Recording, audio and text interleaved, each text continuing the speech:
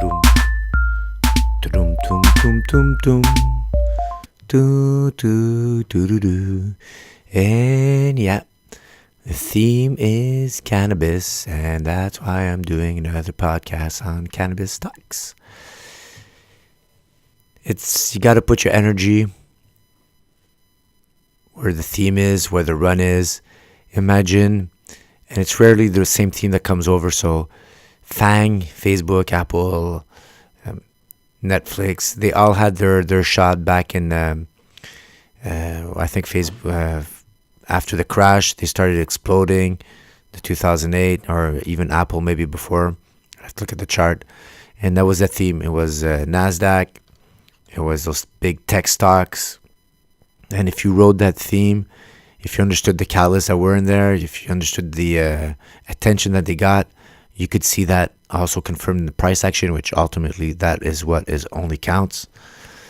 But you would have put your energy in that theme and try to run with it as long as it was giving you good returns, outperforming the SPX, outperforming. And those leaders in those are the ones that probably gave you the greatest returns. If you started after that, I'm going to go for one of the laggards. That one's not breaking out yet. Maybe it will. There's a reason they're not maybe breaking out right there is they don't have the attention of all of that institutional money or all those buyers. They might break out later, but as long as your leaders are doing great, that's the one you should be adding on, focusing on, and not taking chances with stocks that might or might not have stage 2 that breakouts. The leaders eventually they start winding down, and then after that the ones that you weren't looking at start exploding or start giving you better risk to reward entries.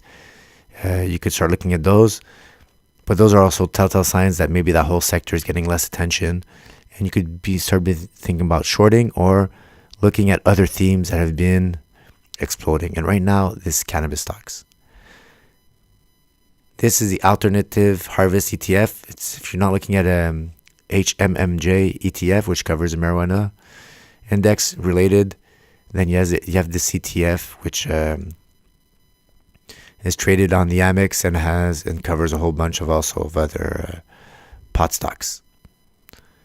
What do we have here, guys? What do we have? The monthly, man, it's a lot of noise. Explode. Sellers come back in.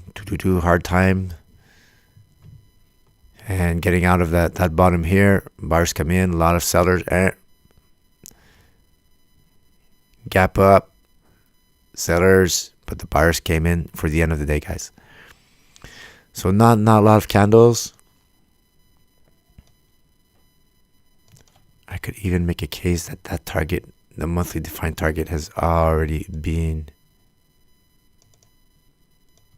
attained in that crazy wick right there. But what we're looking at the monthly is the higher prevailing trend. And if I rely on my 12-month moving average, then it's already going in an uptrend, guys. So pullbacks will probably be just corrections, pullbacks, until you hit some support, and then after that you bounce back up, and then you're going to start having higher lows, and you'll have occasions to add along the way, guys, either on the pullback, on contracting volume, bounce off the 12-month moving average, or after a bona fide breakout off a horizontal breakout line. So we're going to zoom in. I'm going to do some Stan Weinstein, guys, stage analysis. The best way to ride a stage for a long time. Underperforming the SPX right here, having a hard time. But things are turning up, guys, right here for that ETF. Right here, nice candle. Starting to outperform the SPX. Right here, getting out of the cloud. Volume increasing.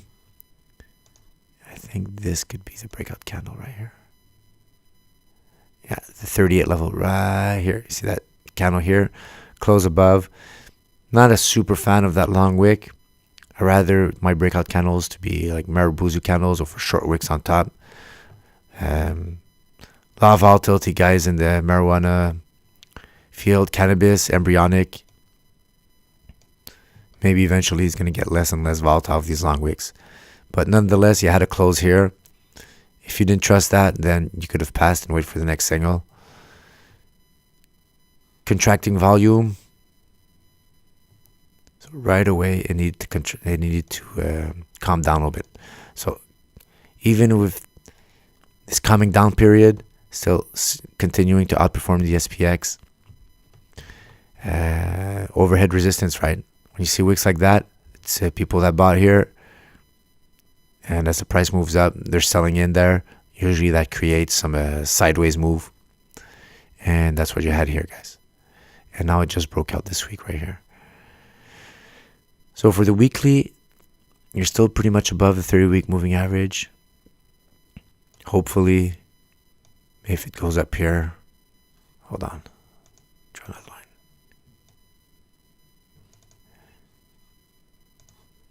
If it goes up, maybe pull back here, getting close to 30 moving average, hitting that weekly defined previous resistance turn to support, what I call a wall, and then maybe continue. I don't like it when it gets too far away from the 30 moving average. It's cool, it looks great, your account numbers are huge, but after that, you're just waking up all those sellers, and after that, supply comes in, brings it down, and you don't want it to technically break too much. You want to go up small steps. Let the 30-moving average get a nice angle, which is sustainable over time. And those comfort me, guys.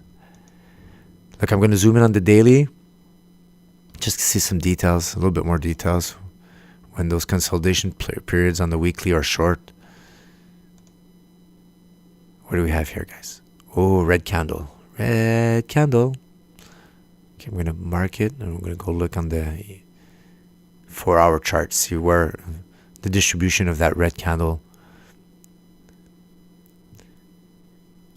What's not very nice is pullbacks, or corrections, huge corrections on huge volume, not good. You kind of see it here that it needed some time to churn after that, to weed out whatever it had to work out, because the price action went down, moved sideways. And it's all good also at the same time, because you're letting yourself catch up to the moving average. And after that, when you get closer to it, in this case, then get super duper close. Volume increasing. You're starting to get in the occasions here to probably see a turnaround, guys. But I want to just get back to here, to this big candle. And where was my volume? So it gapped up. Yeah, there was a huge, see most of the candle on the pullback, it was already on contracting volume here on the 4-hour chart. And huge candle, stayed green, but barely. Indecision, long wicks on both sides. So the overall health of that daily candle, sometimes you could zoom in, get some details on it.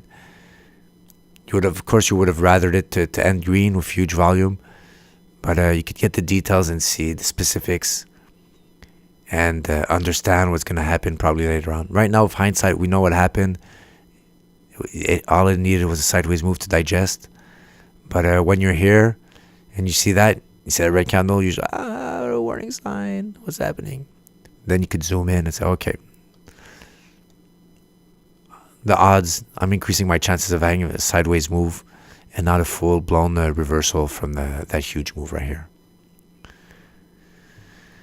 So MJ, guys, the daily gave us an opportunity right here. And gap ups, a lot of volatility, guys. When I see gap ups, gap downs, there's a whole bunch of them, man. I can't wait for this to start being more and more fluid. But right now, here's a good opportunity. You're not too far off the 50-week moving average, the 50-day moving average on the weekly. You're kind of far away. Not a big fan.